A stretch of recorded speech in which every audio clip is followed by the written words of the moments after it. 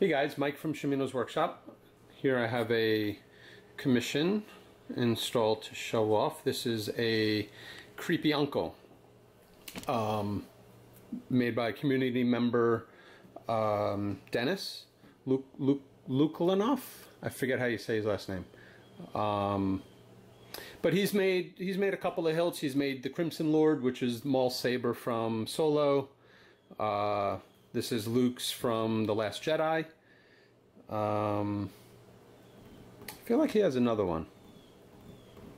But so, you know, this came to me with the hilt. The commission, you know, the customer that I work with likes to provide the hilt and the parts and just, you know, have me install it, program the Proffieboard and whatnot. So that's what this style of commission is. So let's dive right into it. So kit comes with a blade plug with some nice shine through. I am a Jedi. Oops. Go Luke Skywalker. The buttons are opposite from what I usually do. So power's on top, auxiliaries, so power to the right, auxiliary to the left. So you get really nice shine through. I like the ring. This particular blade plug doesn't have like a hole drilled all the way through, so you don't get light shining through that little piece here, but that's okay. You get a nice ring around.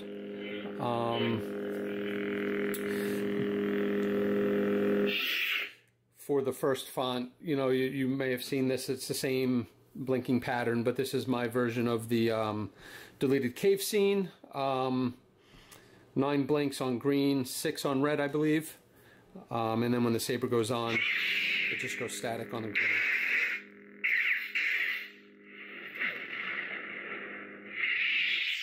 Nice loudspeaker, nice venting, as you can see.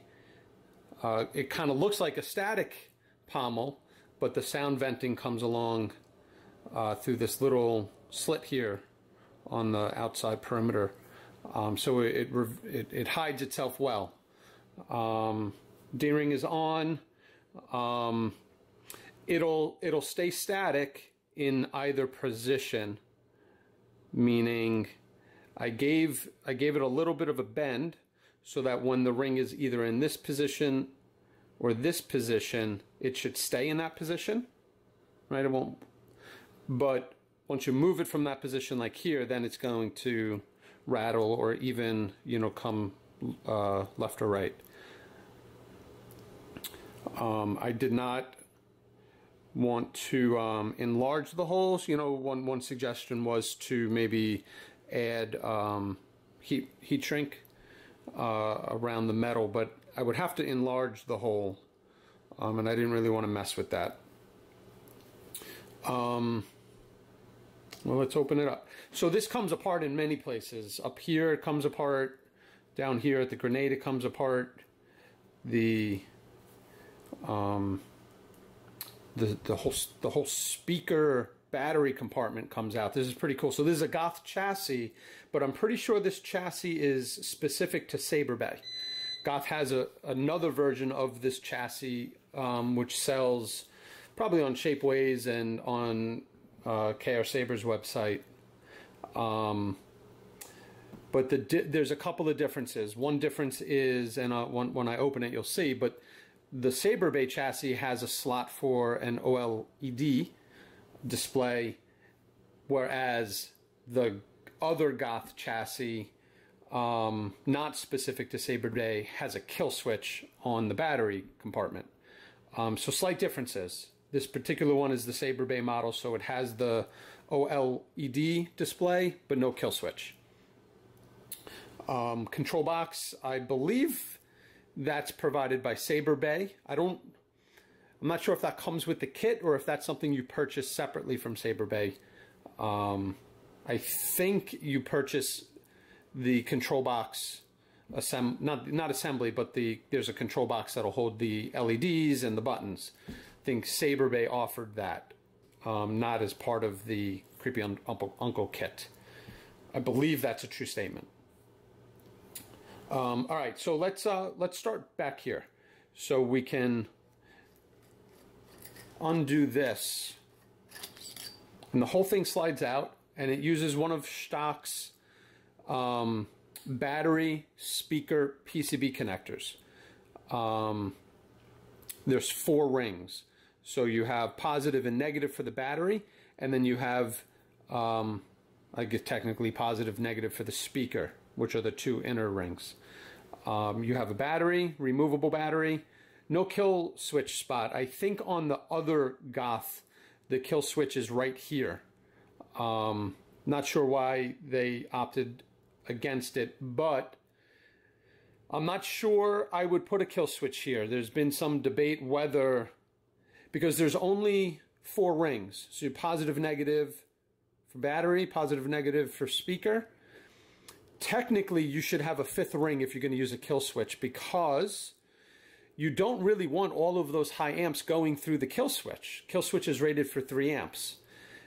Putting all of battery positive through the kill switch, or through the only dedicated battery positive ring, means you have to put it through the kill switch, which means you're putting all of that high amp that would go to the pixel for the blade, let's say, would have to go through the kill switch, and that's really not the recommended way to do it. And there's some debate on that. So even if there was a kill switch here, I'm not sure I would use it. Yeah, so with that said, we don't have to worry about that here. So it's nice little setup. The speaker is actually in here. So you have this piece, which is press fit into the speaker holder. You know, so this can be removed. You'd really be prying it out. But, and then maybe we can see in there is the other side of the Shtok PCB set that this end connects to, makes the connection, power turns on. I feel the conflict within you. Let go of your hate. Okay. Now the next place that it comes apart is on above the control box. So we can spin this.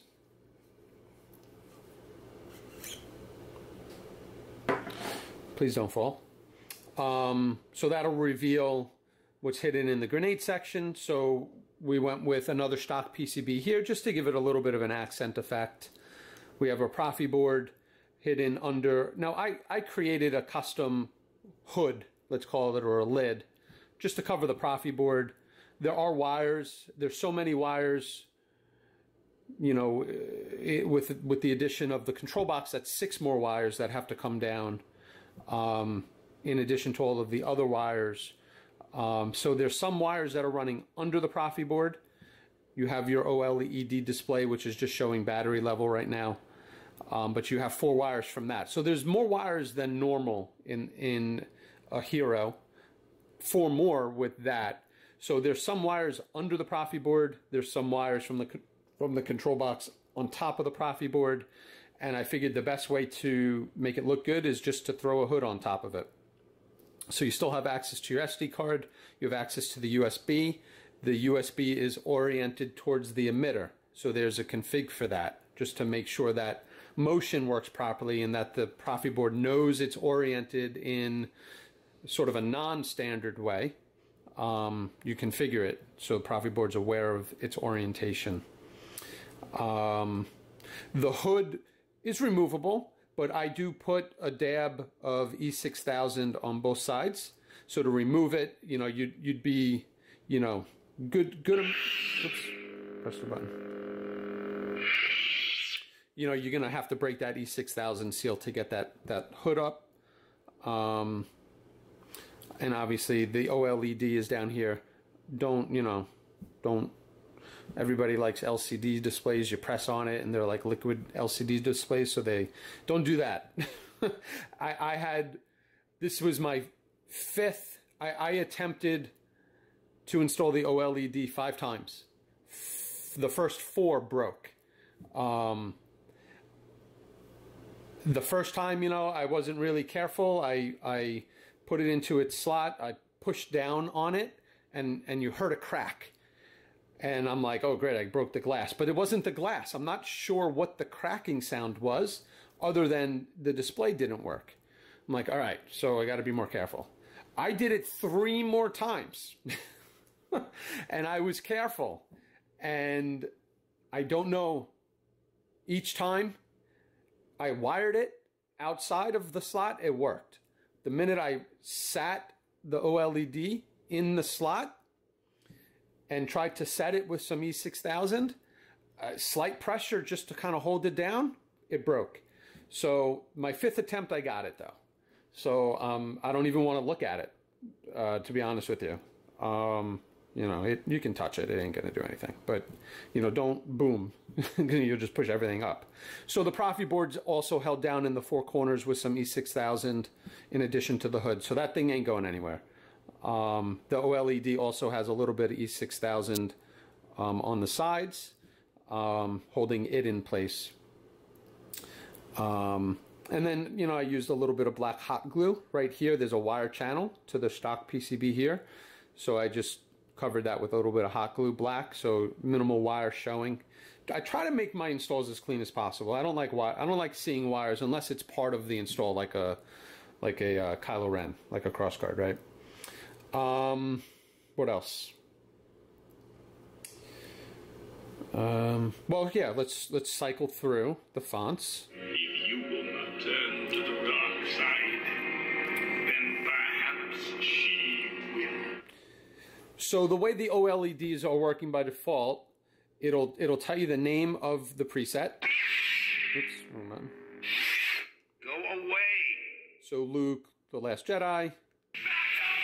Battery level. Luke Skywalker. KSith, LS6. If you will not turn to the... Go away. So that's pretty cool. And then after a few seconds, it turns into like a power level indicator, which is your battery level. Luke Skywalker. And then, well, let's do that. And then if you pull the battery, it obviously kills power. But once battery power is restored, it boots up. Never turn to the dark side. So you get ProffieOS. I don't know why O's are shown as N's, and then you get the version of Proffie 4.8. So that's kind of cool. This is my first OLED install. We didn't get into animations as part of this commission. That's something I'll have to look into. I don't get a lot of requests for OLED, and personally, I don't really have any hilts that I'd put it in. So don't have much experience messing with it. As evident, it took me 5 installs to get the damn thing in. What else? This chassis is also press fit into the hilt.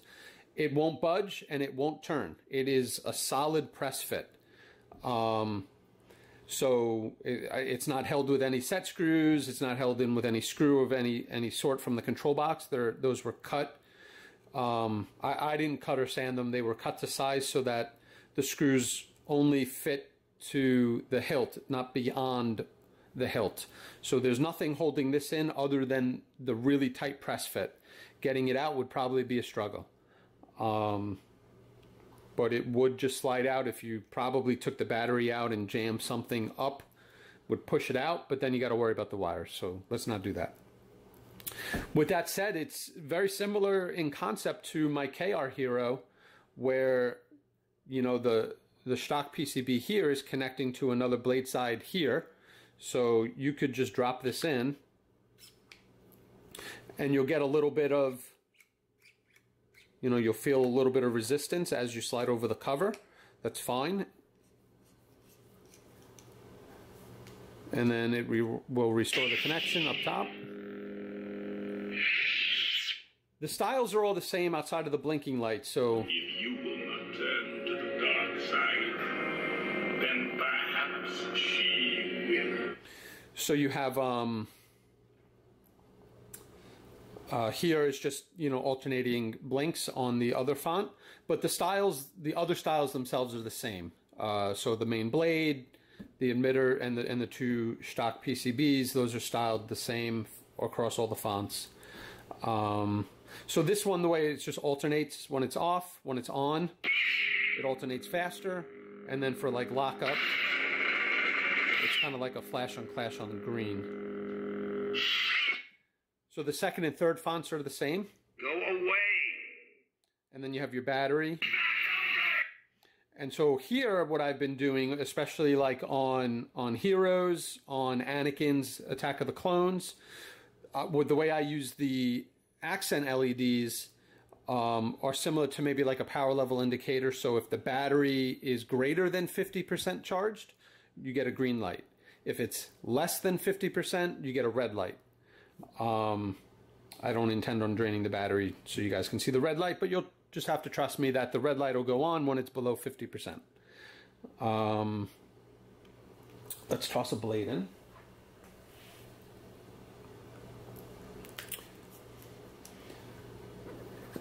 Oh, and then the other thing, right, is the blade and the emitter PCB, when on battery mode, will also reflect the battery level. So if it's green, it's fully charged. If it's blue, it's, you know, less, 70%, 50%. If it's orange or red, then you're low.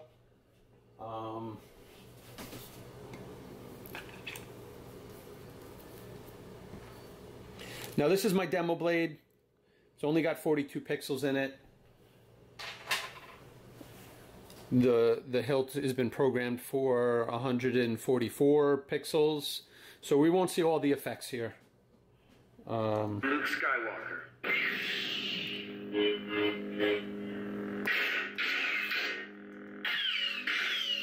Not like drag, we won't see. You won't see all of the lockup because it might be happening further up the blade.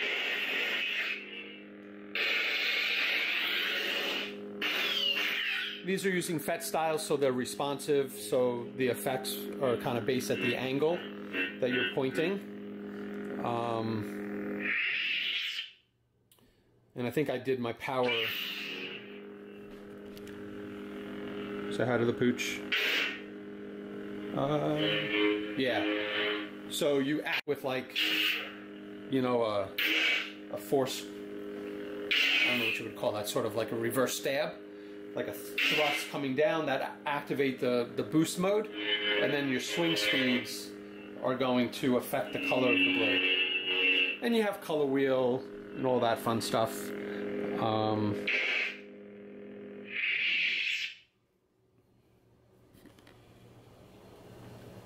Okay.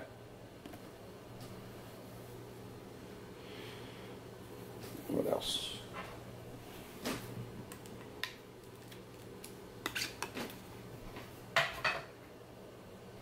The blade plug back in. I'm not sure if the blade plug is supposed to be recessed into the emitter like that, or if it's supposed to be flush. I go flush, just as a preference.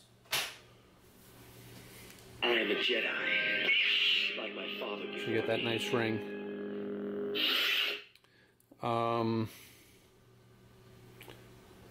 What else? I think that covers it.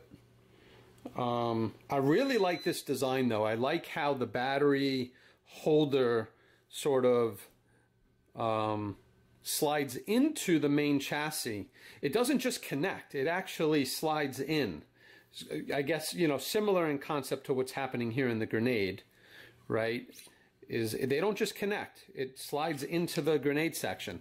The same kind of thing's happening down here with the battery holder. It's sliding into the main chassis and then making the connection. And that's probably just a, you know, a space issue. Not an issue, but just the way that it was designed, because you only have so much room down here, right?